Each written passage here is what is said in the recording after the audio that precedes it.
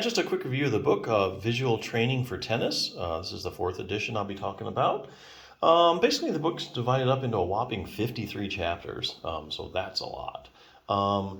Basically, some of the chapters are short. For example, the first chapter is only a page, which personally I don't have a problem with. And some of them are longer, a lot more than that. So they do vary. But yeah, there's 53 of them. It covers a lot of information about visual training when it comes to playing tennis. And it's not just, like some exercises necessarily. They also give you information on, like, for instance, there's a section on what should I eat for eye health. So it really just covers all aspects, of visual training, even keeping your eyes healthy.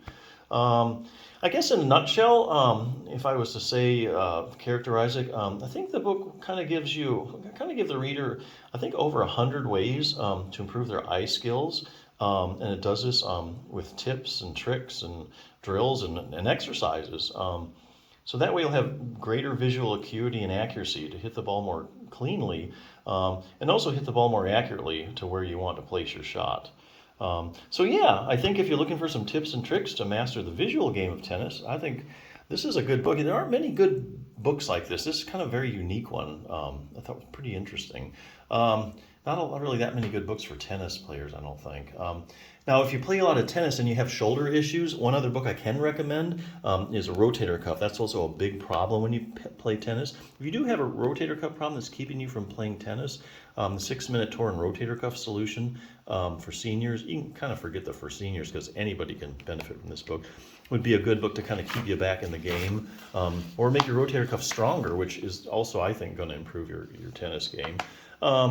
Briefly, the book starts out with some anatomy, tells you what the rotator cuff is, goes over some other stuff, like especially like answers you need to know. Like if you have a torn rotator cuff, you're not sure what to do about it.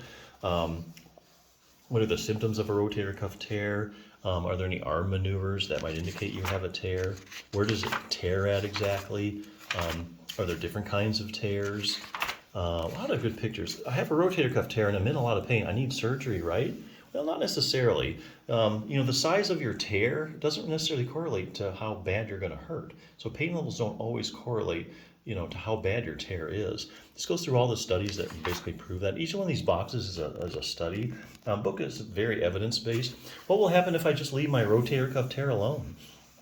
Well, the only way you're going to know that is if you look at the studies where they take, let's say, 100 people with torn rotator cuffs and they don't do anything about it. And they follow these people for like a year, 5 years, 10 years. What happens to them over time if they don't do anything about it?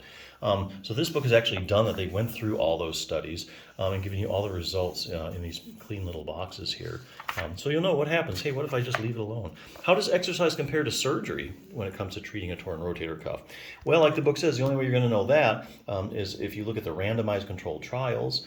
Those are the best studies if you're looking to prove that something actually works. This book has went through all of them. So these would be studies where, like you say, take 100 people and 50 you're randomly assigned to have surgery and 50 you're randomly assigned to have exercise. And then you follow them for 6 weeks, a year, 2 years, 5 years, or whatever the study does. And how do they do over the long run? Do they do the same? Which group does better, surgery or exercise? Well, come to find out, this is pretty interesting. Overwhelmingly, the studies are very consistent and show that whether you have surgery or whether you do an exercise program, you end up at the same place. So that's according to the randomized controlled trials. See for yourself. So to that end, the book ends with the exercise program, has a beginning, intermediate, and advanced levels, depending on how bad your tear is and what you can do with your arm. Good book for tennis players, definitely. If you have a rotator cuff problem that's a nagging, or you just want to improve or prevent a rotator cuff problem, be a good resource. But yeah, here again, this book here, kind of unique book of the tennis genre. If you're looking, to improve your visual game, this is a great book, so check it out.